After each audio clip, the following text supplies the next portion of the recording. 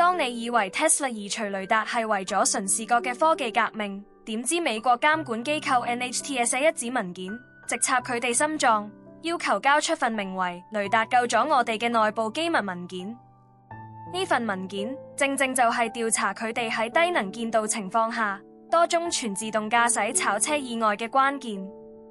單嘢係咁嘅。NHTSA 喺7月2號向 Tesla 發出咗一份足足24部分嘅資料索取令，其中就點名要呢份 Radar Saves Us。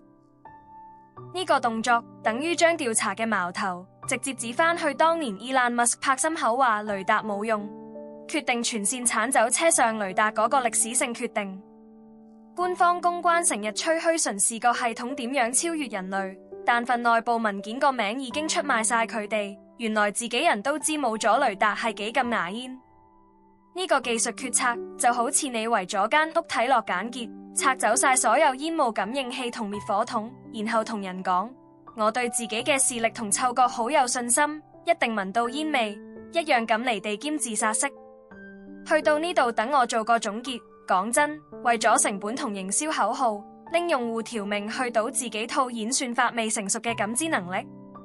呢啲唔係創新，係揾食揾到上腦。當班車主同路面其他使用者係白老鼠同水魚。份救命文件嘅存在，就係對佢哋成個技術路線最赤裸嘅恥笑，抵死到極。呢集嘅分析就講到呢度，想睇更多深入嘅專題報道，訂閱與否隨你，但我哋嘅更新係最硬核嘅。下集見。